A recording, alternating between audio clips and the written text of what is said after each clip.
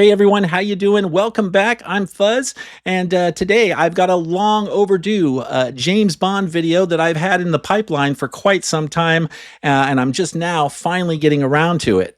Today I'm going to be doing my own personal ranking of all 25 canonical James Bond movies, and I need to emphasize the fact that it's my own personal opinion here. I'm not trying to create like some kind of objective consensus-based ranking here, right? This is purely based on my own personal firsthand experience with James Bond. And I should warn you guys that my ranking might be a little different than some of you might be expecting, particularly if Sean Connery is your favorite Bond. I'm a Roger Moore guy, right? Roger Moore was my introduction to James Bond at like the age of 8. Back in the 70s. And, the first films I ever saw of James Bond and in the theater were Roger Moore films. So that just kind of stuck with me. If I'd been born 10 years earlier, then Sean Connery would probably be my favorite Bond. But just due to my age and the timing of when I was introduced to Bond, Roger Moore is the actor that made the biggest impact for me. And I'll be the first to admit that a lot of that is due to pure nostalgia, but that's okay. I'm okay with nostalgia, right? I like what I like, just like you guys like what you like, right? So that's how it goes. And that's nothing against like Sean Connery either, right? I like Sean Connery as Bond as well. It's just that I grew up primarily with the Roger Moore movies first and foremost. So that's definitely going to come through in my ranking here today. That said, this is a very loose ranking. I found this to be pretty challenging, actually. I wouldn't read too much into my ranking here, right? Originally, this video was going to be like my top 15 favorite Bond movies. I wasn't initially planning on ranking the entire franchise. But after talking to a couple people who are friends of the channel, they requested that maybe if I'm going to do a top 15, I may as well just go ahead and rank all of the Bond movies. And so I took it to heart, and I certainly aim to please wherever possible. So I decided to expand the list. I added the remaining 10 films to my list at the last minute and just did kind of a rough ranking based on what I remember of the films the last time I watched them. And, I watched all the Bond films at the very least about 5 years ago. That's when I last did like a full Bond marathon where I watched every Bond movie, well, except the Timothy Dalton ones, which I only saw for the first time just last year. More on that later. But I've also rewatched quite a few Bond movies since then. Most of them, it hasn't been 5 years. Most of them, it's just been like within the last year that I revisited them. So I think it's fair to say most of them are relatively fresh in my mind at this point. But admittedly, there are a few that I haven't seen in a while, so I'm just going based on my memory of the last time I watched them. So it's possible if I were to like rewatch them again, having them super fresh in my mind, they might rank a little differently on my list. But again, it's a very loose ranking. So like I said, just don't read too much into it, right? I'm just having a little fun here with this list. Now, a quick word about my history with Bond, because I've had kind of a complicated history, right? I wasn't, for much of my adult life, I wasn't necessarily the biggest Bond fan. Like I liked James Bond when I was a kid. I was really into the Roger Moore movies and, saw most of the Roger Moore movies. Well, actually, there were a couple I hadn't even seen of Roger Moore when I was a kid. The first couple Roger Moore movies I didn't see until later on in life. But like I said, I was really into Roger Moore when I was a kid. And then as I got further into my teens, into my later teens, I kind of started to lose interest in James Bond, like altogether. I just wasn't into James Bond movies overall. And part of that was Timothy Dalton. Like when Roger Moore finished and they switched over to Timothy Dalton, I just wasn't into it. I was like, who's this guy? This isn't the Bond I know. So I kind of lost interest in Bond at that point. And that kind of carried over into the Pierce Brosnan years as well for me. Although I've really, really warmed up to Pierce Brosnan since then. But at the time, throughout the 90s, I don't think I ever saw most of the Pierce Brosnan films. I think there was one of them I saw most of once, like at a party with some friends, like we were all hanging out or something back when it first came out. And we had it playing on TV or something, and we were like casually watching it. But I didn't even remember that much about it. And most of the Brosnan movies I'd never even seen up until about 5 years ago. I mean, I think it's fair to say that for a good chunk of my adult life, I just really didn't have a whole lot of interest in the Bond movies. I didn't really follow the franchise or pay that close of attention to it. And that carried on into the first couple Daniel Craig films. I was still just not interested in Bond at that point. But that all changed for me when Skyfall came out. Skyfall, I ended up really liking. Skyfall, in many ways, was the movie that kind of brought me back to Bond. And, I went and saw it in the theater when it first came out. And when was that? 2012? Yeah, I think so. And I saw it in the theater. And, I wasn't even originally planning on seeing Skyfall in the theater at all. I was still kind of like, oh, I don't really care that much about Bond. But then a friend of mine, I was talking to a friend of mine and he said, hey, you should check this movie out. It's really good. And I was like, I don't know if I'm really into Bond, dude. And he said, well, it's okay. You don't need to be. It's just a good action film. He was like, I think you're really going to like it, even if you're not really into Bond. So I took his advice and I went and saw it by myself in the theater, and I absolutely loved it. And at the time, when I saw Skyfall, it was like the first time in, I don't know what it was, 15, 20 years that I'd seen a Bond movie at all, to the point where I'd actually forgotten a lot about Bond mythology and who everyone was. Like, I didn't remember who exactly Moneypenny was at the time. And of course, Daniel Craig's Bond kind of tweaked things a little bit, right? They kind of deviated a little bit from that classic Bond formula, didn't they? But regardless, I was excited about Bond again after seeing Skyfall. And then I immediately went and bought Casino Royale and Quantum of Solace on Blu-ray. And in fact, I believe, I've talked about in the past how I went on a collecting hiatus for about 8 years. I think those, like Casino Royale and Quantum of Solace at the time, I think those were the last couple Blu-rays I bought before I stopped collecting for like 8 years. So when I came back in 2020, I hadn't really been watching a whole lot of movies for like the previous 8 years before that. I had gone down the TV series and streaming rabbit hole. I was watching all series and shows. I wasn't watching a whole lot of movies back then. But when I got back into collecting in 2020, one of the first things I took an interest in was James Bond. And it was at that point that I went and did a total Bond marathon. I started collecting Bond movies on Blu-ray for my collection.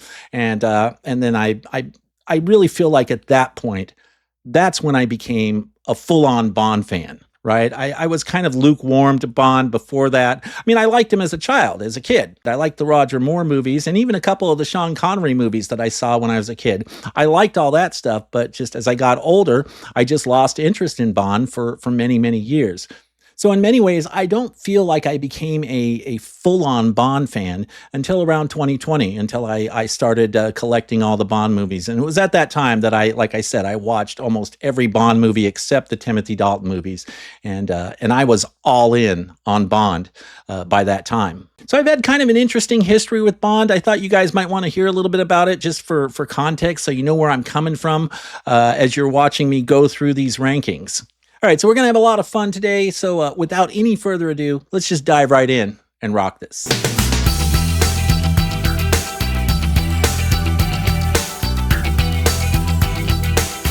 All right, so starting off with number 25, dead last, my least favorite James Bond movie.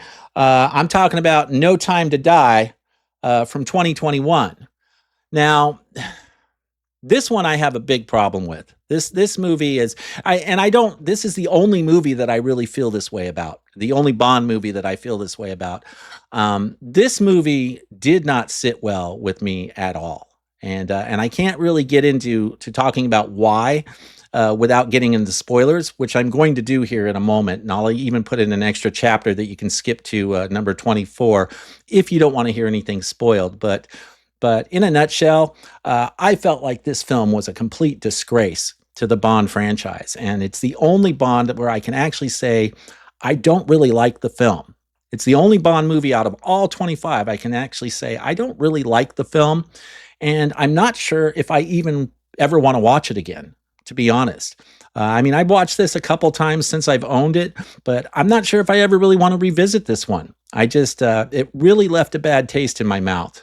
So let me get into the spoiler portion here so I can tell you what I'm talking about. This is the only Bond movie where they kill off James Bond at the end of the movie. I mean, how unbelievably stupid of a thing was that for them to do, right? I mean, I don't know what the hell Barbara Broccoli was thinking. The one thing you don't do is kill off James Bond in a fucking James Bond movie. That's ridiculous. Why would they do that? They had to know they were going to piss off a bunch of fans. No, one of the great things about Bond movies is he's always getting himself into all these predicaments where it looks like he's a goner. It looks like his goose is going to be cooked. But then he uses his brains or whips out some cool gadget or something and finds a way out of this situation where his life is in danger. I mean, that's the thing you look forward to with James Bond movies. You always know he's going to get through it. You know, it might be a little tense. You know, the thrills might be quite high, but you always know no matter what happens, James Bond will prevail at the end and get the bad guy.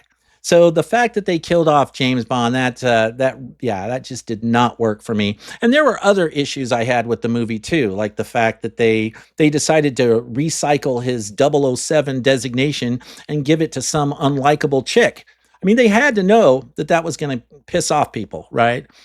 So I think this movie was a slap in the face to Bond fans and truly a disgrace. And so that's really all I can say about it.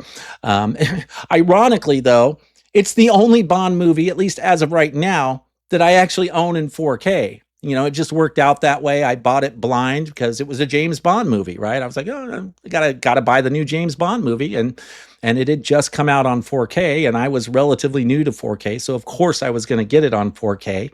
But yeah, it's the only one I own on 4K. All of the others are on Blu-ray for me. And that actually does remind me, a quick programming note here, or lack of programming note.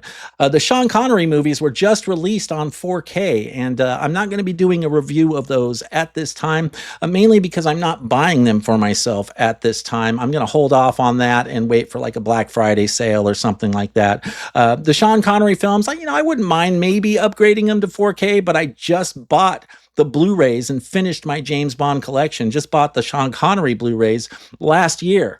So I'm not quite ready to upgrade to 4K yet, and I'm pretty happy with my Blu-rays. But I'm thinking if it's on sale for a decent price at some point, I probably will upgrade the Connery films to 4K because I'm sure they look incredible on 4K. But if some of you were expecting or wondering if I was going to do a 4K review of that Connery 4K Bond set, I'm not going to be doing that at this time. If I buy it at some point in, I don't know, the coming months or something, then I might mention it in like a collection update video or something, and I'll give you my thoughts on it then. But it's just not something that I really feel like I need for my own collection at this time. So I'm going to hold off on that for now. And one other thing I wanted to say about this movie is, unfortunately, after seeing this movie, it kind of soured me on the entire Daniel Craig run of films.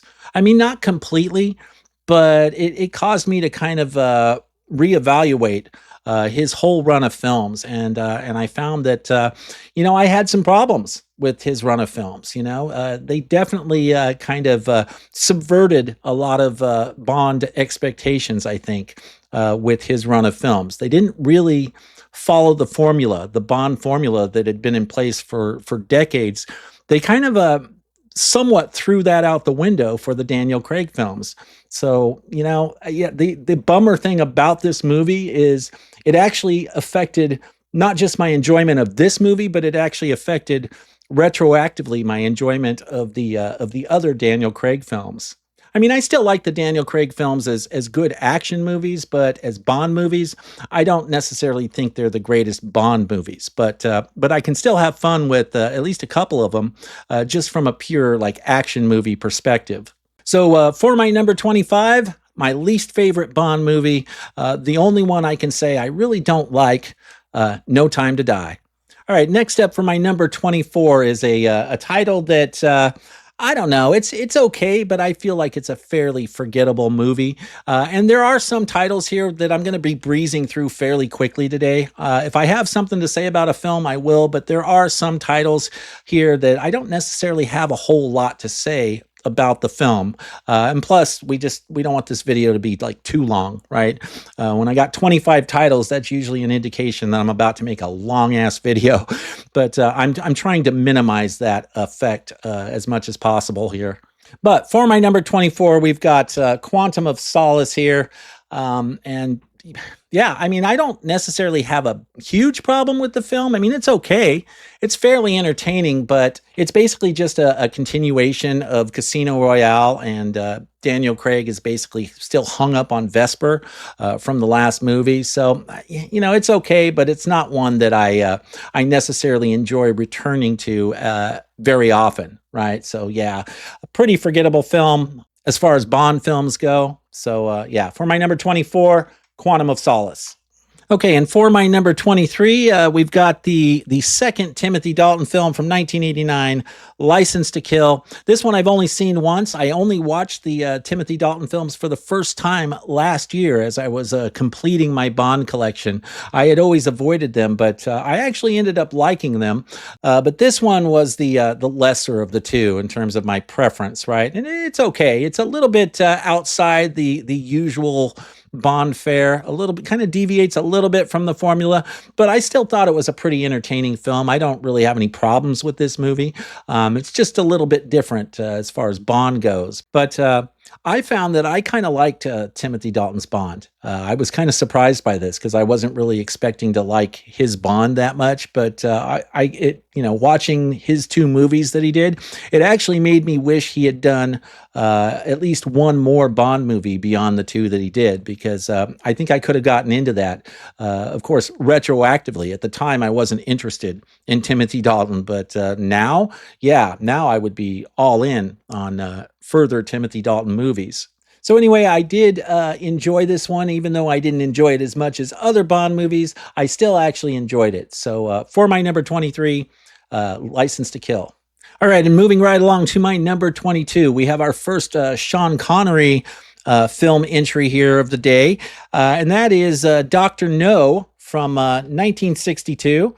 Which I have on this Sean Connery Bond Blu-ray Volume 1, Bond Collection Volume 1, and I'll show you the back here so you can see it's 3 films.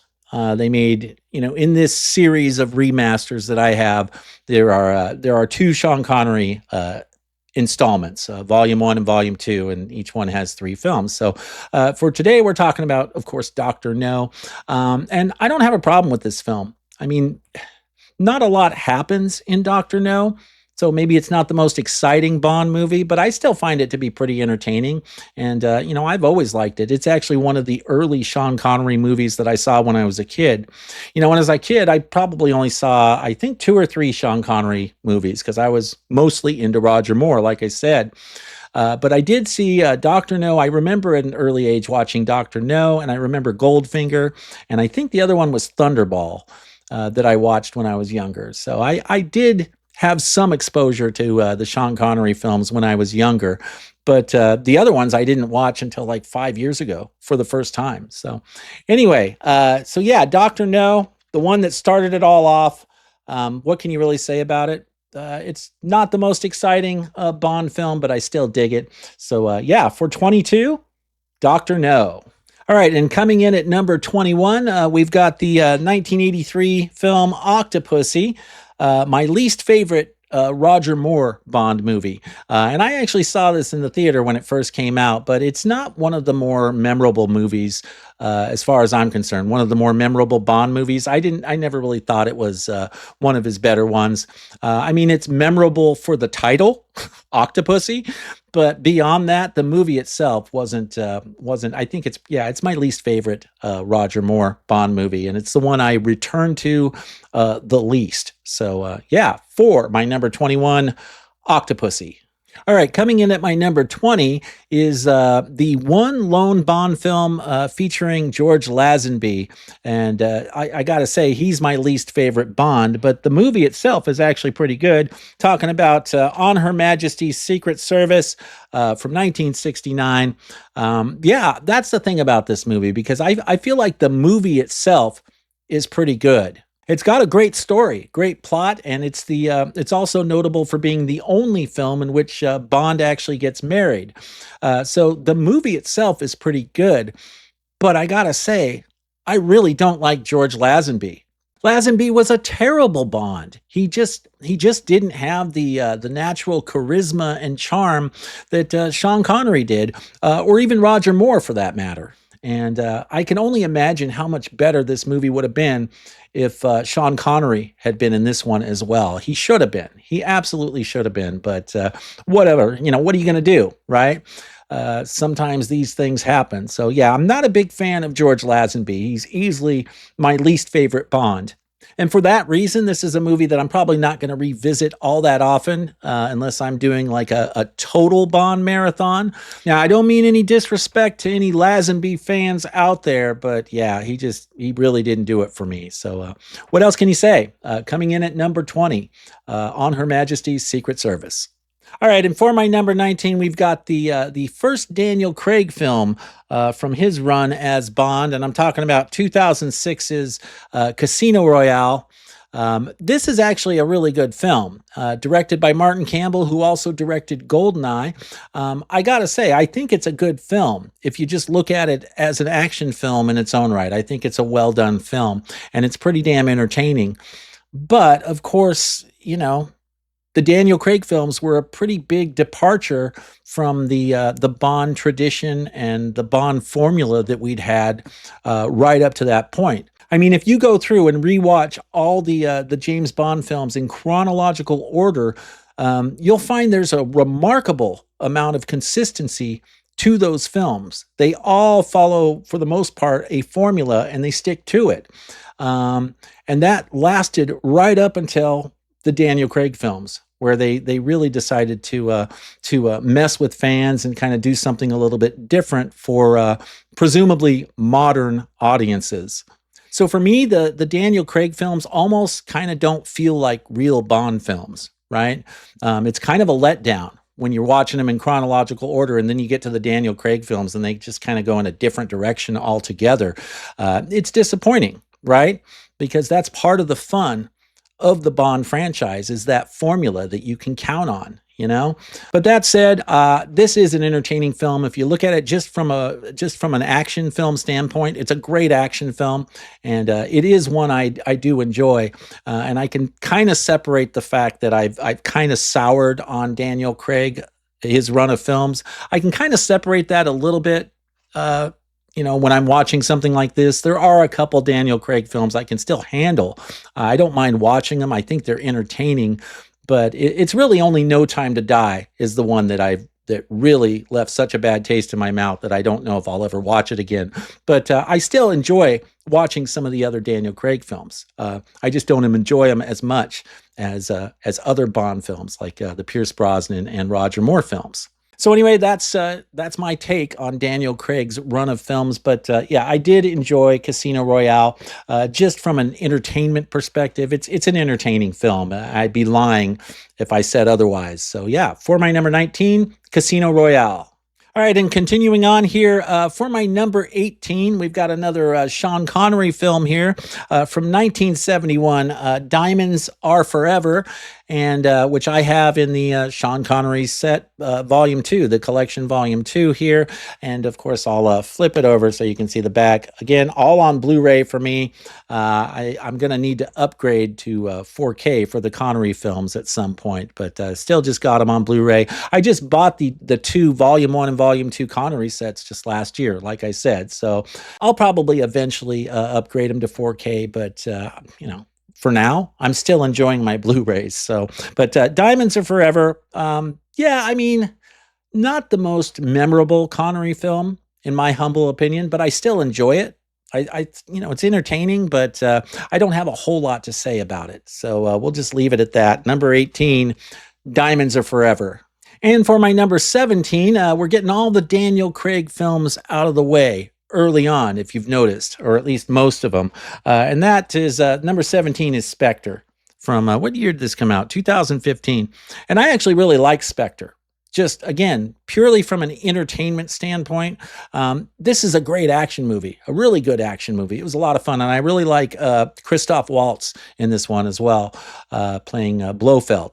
So it's cool to see Blofeld back in a James Bond movie, and a later James Bond movie. And Christoph Waltz, he's always great. He's a great actor. So yeah, I enjoyed him as the villain in this one. But again, It's got some of the same problems as the other Daniel Craig movies in terms of not being, I'd say, as faithful to Bond as we'd like it to be. You know, one of my biggest problems with the Daniel Craig run of films, well, I don't know if it's my biggest one, but it's something I noticed, is that they really downplayed the gadgets in his films.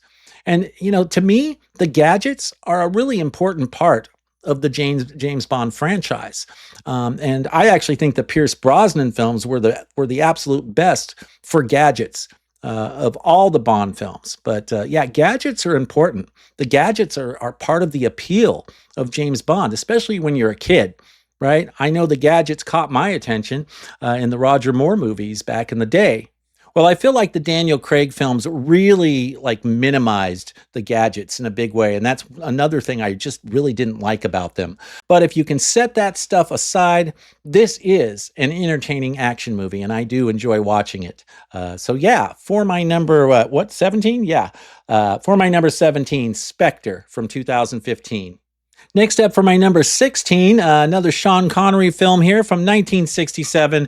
I'm talking about You Only Live Twice, which I have on Sean Connery Volume 2 here. Again, I know I'm showing the same thing, but that's also why I'm including the poster art as well.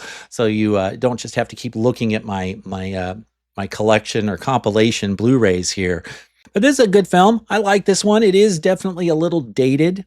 Just the subject matter, the story, it's definitely a little dated, but it's still an entertaining ride, as really all the Sean Connery films are, you know? So not a whole lot to say about this one, but I do like You Only Live Twice. I think it's a good movie, just not one of my favorite Bond films, but yeah, I still dig it. So for my number 16, You Only Live Twice. Okay, and now we're into the top 15, which was my original plan for this video. It was just going to be a top 15 before I decided to add the remaining 10 titles for a full ranking at the last minute.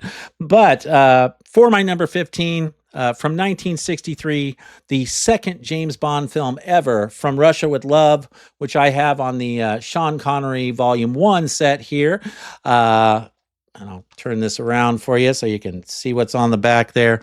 But yeah, this is a great film. It's got a great story. You get a little Spectre action in there. I mean, you got to love it. It's one of the stronger Sean Connery films, in my humble opinion. So not a whole lot to really say about it. Although you do have Robert Shaw in this movie as well. I always like Robert Shaw, and he does a great job in this. So yeah, just a classic Bond film, you know, which I think was... Well, it was a solid film considering it was only the second Bond film that ever was released, right? It's a great story, and it's just it's a really compelling film. I mean, it's a little bit dated, but not in any way that puts a damper on your enjoyment of the film. So, yeah, I love this one. From Russia with Love, for my number 15. All right, and coming in at number 14 here, we've got the first Pierce Brosnan entry here of the day, and I'm talking about Die Another Day from 2002. I know a lot of people have given this movie a lot of shit. It is pretty cheesy and pretty over the top. But I get a kick out of it. I think it's hilarious. I love the cheesy CGI or the cheesy effects or whatnot. Isn't this the one where they have the invisible car? I mean, I get it. It's the height of ridiculousness, but the invisible car was cool. I thought it was pretty amusing. So, and it obviously didn't last too long. For James Bond in this movie. I mean, he got some use out of it, but then I think it eventually malfunctioned after taking a bunch of gunfire. So, but yeah, the invisible car was pretty cool. Plus, you got Halle Berry in this one. Yeah, I like Die Another Day. I think it's a lot of fun, but I have kind of reevaluated all of the Pierce Brosnan films over the last couple years, and I've actually become a pretty big fan of Pierce Brosnan. In fact, I'd say Pierce Brosnan is probably my second favorite Bond. You know, Roger Moore is my favorite, but I think Pierce Brosnan is number 2, and then Sean Connery after that for me personally. And of course, I have the Pierce Brosnan collection here, which actually has all 4 Pierce Brosnan films in this Blu-ray set. And you notice they all kind of match, right? Or all my little collections match. It's all from, I think, the same series of remasters. I think even the standalone releases that I have are from the same set of remasters, if I'm not mistaken. I could be wrong, but anyway, yeah, all four Pierce Brosnan movies there. But of course, we're just talking about Die Another Day right now. But yeah, I like Die Another Day. I think it's a lot of fun. I figured I'd get a lot of shit for putting this so high on my list, but what can I say? I dig it. So yeah, for my number 14, Die Another Day. All right, and coming in at number 13 here is the other Timothy Dalton film from 1987, The Living Daylights. I really ended up enjoying this one. I was very resistant to even watching the Timothy Dalton films for the longest time. I was like, man, I don't care about that. I'm a Roger Moore guy. I like Pierce Brosnan. I like Daniel Craig, or at least I did like Daniel Craig at the time. But I never thought I would care about Timothy Dalton. And it turns out I actually really liked him as Bond. I thought he did a great job as Bond. He was a little bit more rebellious and a little bit edgier as Bond. And I actually really dug that about him. And to be honest, after watching this, the first time I watched this was just last year. I bought both the Dalton movies at the same time and watched them both. And after seeing this first one, I was like, man, this kind of makes me wish that Timothy Dalton had done like 3 or 4 Bond films. I wish we had gotten a little bit more from him, because I think I could have really gotten into that, because I like what little we did get from him. I thought both films were pretty entertaining, but this one was clearly the better of the two Timothy Dalton films. At least in my humble opinion, it seemed like it was the clear winner of the two. So, but yeah, great film. Really enjoyed it. So for my number 13, Living Daylights. By the way, if you're enjoying the content on this channel, do me a favor and please consider subscribing to the channel. And if you do, don't forget to activate those notifications as well, so you can be alerted whenever I'm posting videos that you might be interested in. And also don't forget to like and share the video as well. It really does help with the channel's visibility and the YouTube algorithm. Thank you so much for your support. I really appreciate it. And moving right along to my number 12 here, we've got a Roger Moore film from 1974, The Man with the Golden Gun, which I have in this Roger Moore collection, Volume 1. I'll go ahead and show you the back. I don't know if I've shown you this one yet. I don't think so. So yeah, The Man with the Golden Gun. I think what makes this one so great is the awesome performance from Christopher Lee as the villain. He's awesome as the villain in this one. And plus you got, you also got, I can't remember the actor's name. The little guy who played Tattoo on Fantasy Island, the plane boss, the plane. I can't even remember the guy's name. I'm drawing a total blank now, but Tattoo from Fantasy Island is also in this. And this is it's a fun little Bond film, because this one does kind of deviate from the formula a little bit. It's kind of a slightly different story for a Bond film.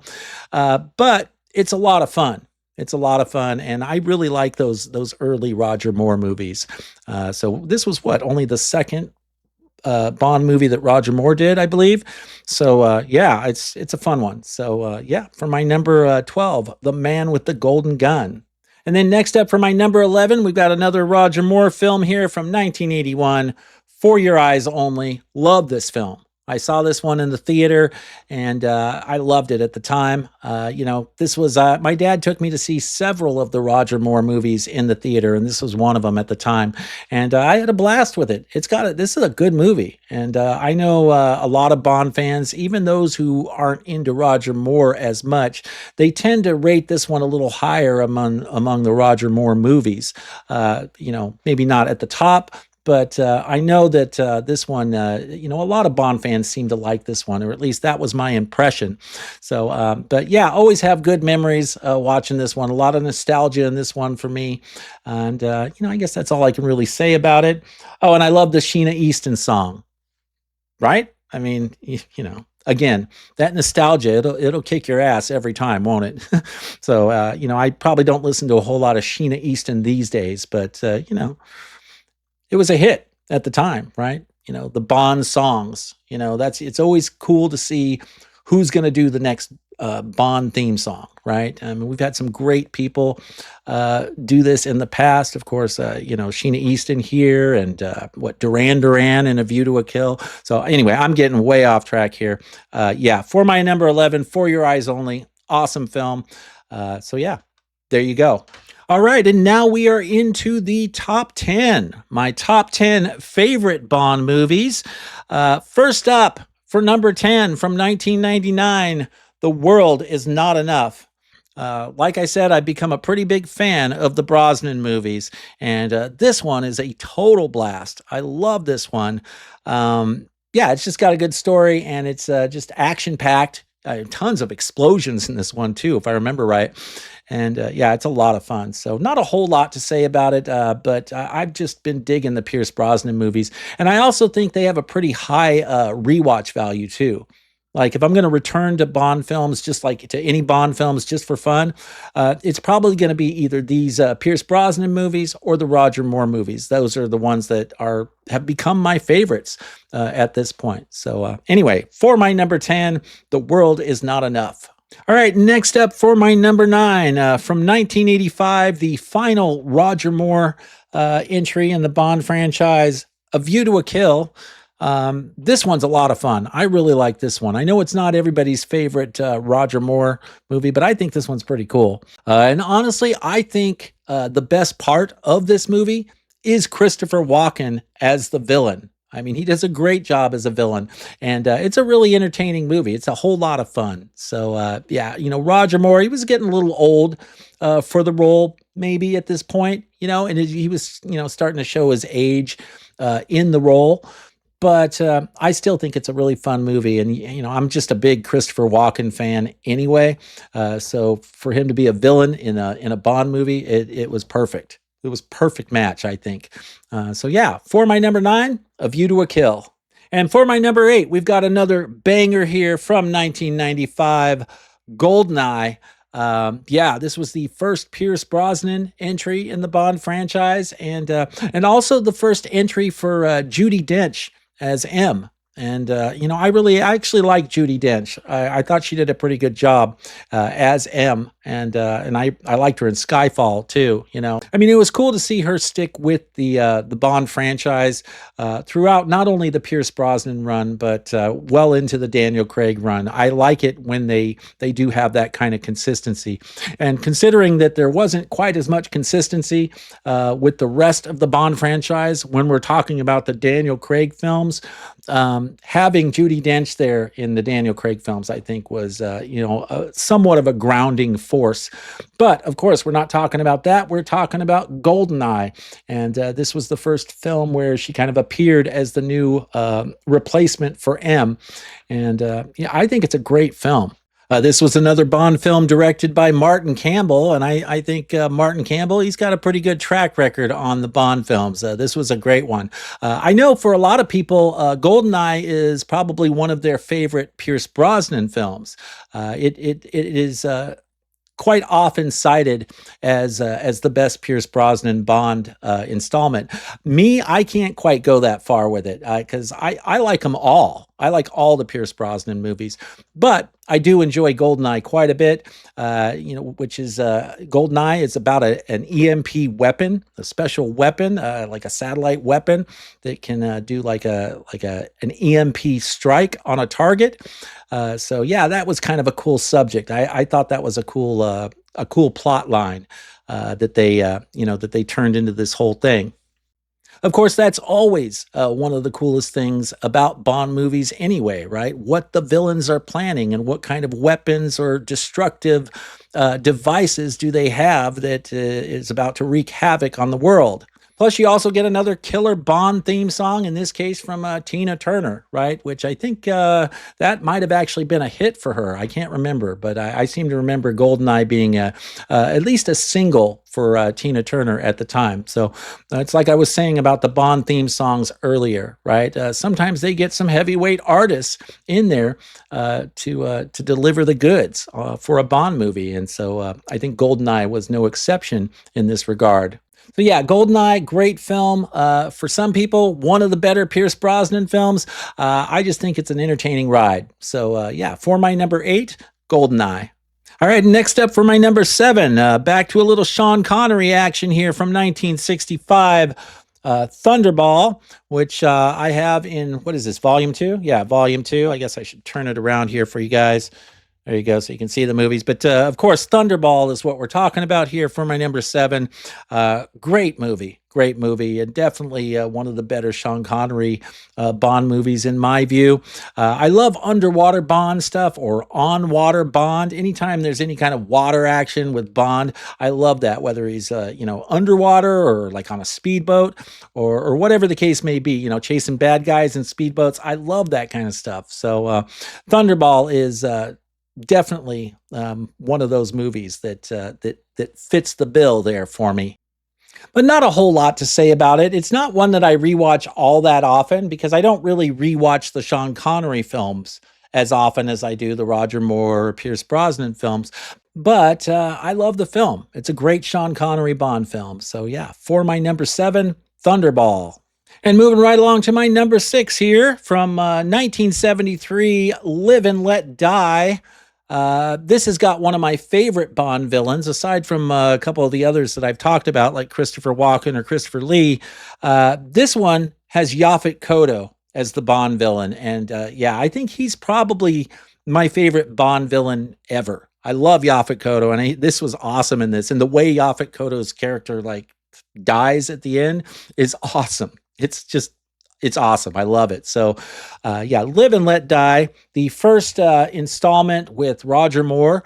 And yeah, I love this film. It's a lot of fun. So, this is one I think has a higher than usual rewatchability factor as far as Bond films go.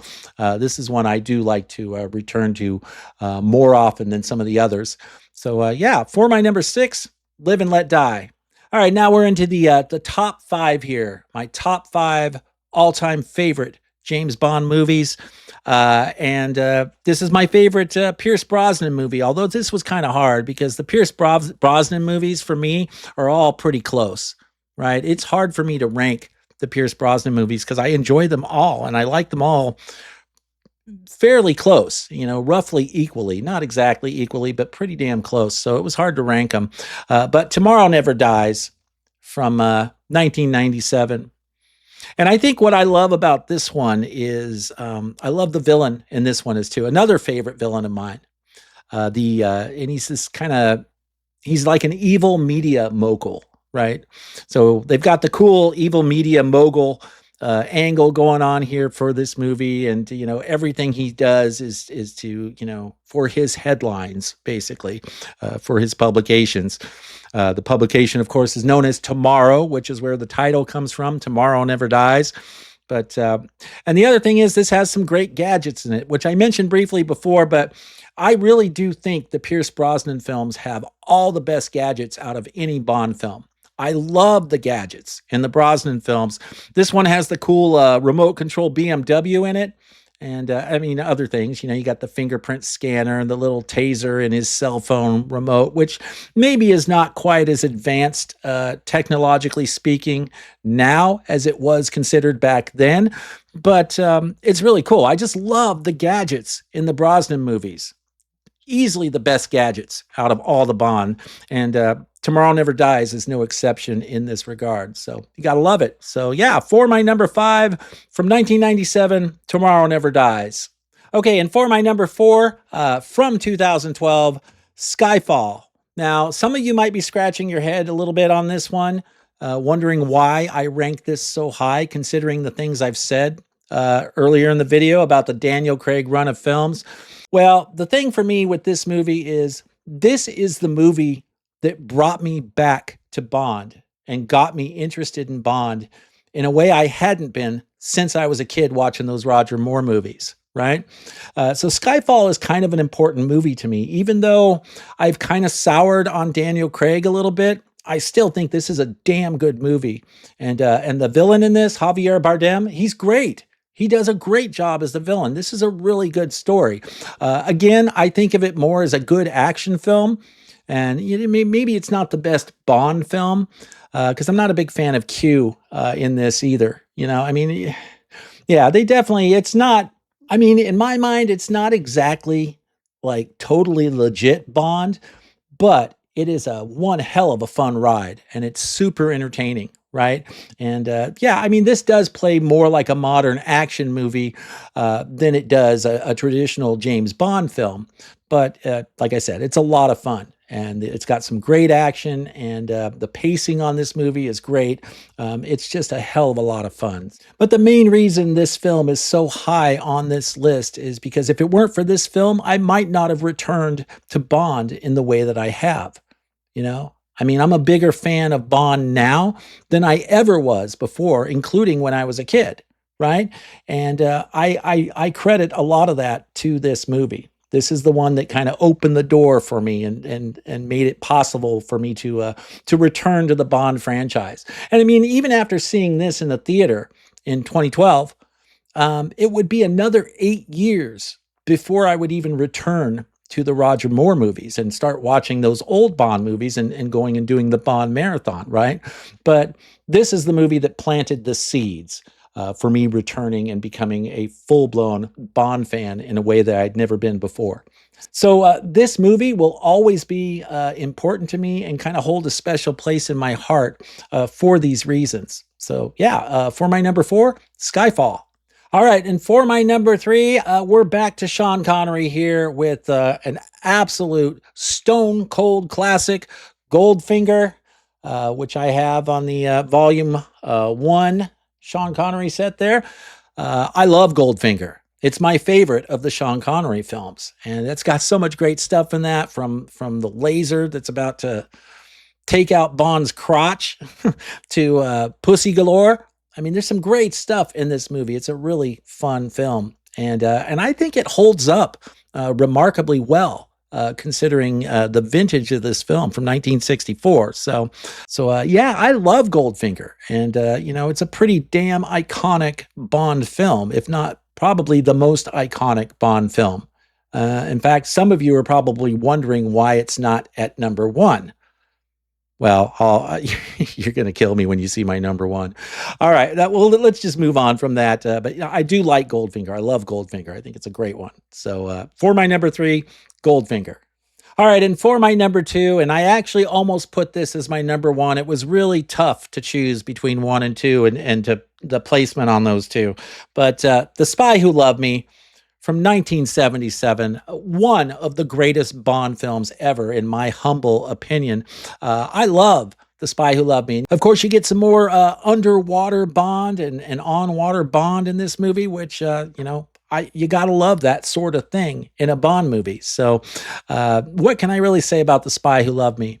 This one I consider to be a pretty heavy classic as well. I think it's well, one of the best Roger Moore movies, or I should say one of my favorite. Well, I think it's one of the best Roger Moore movies, technically speaking. It's not quite my favorite, but I do think it's probably the best Roger Moore movie. So yeah, for my number 2, I don't know what else I can really say about The Spy Who Loved Me. I love that one. High rewatch value too, of among the Bond films. That one I return to quite a bit. So yeah, The Spy Who Loved Me for my number 2. Which means that number 1 can only be Moonraker. Now, I'm probably going to get a lot of hate for putting Moonraker at number 1. A lot of people are going to get pissed off about that, but whatever, man. That was my experience, right? I mean, I saw Moonraker. I was like 8 years old. And when I saw Moonraker in the theater with my dad, it was the very first Bond movie I ever saw, and I fell in love with the movie. And I know the space angle is pretty cheesy and pretty ridiculous. I get that. And a lot of people had problems with, Bond going into space and everything. But you got to understand, in 1979, I was like 8 years old and just coming off of Star Wars, right? Which I had also seen in the theater just a couple years prior with my dad.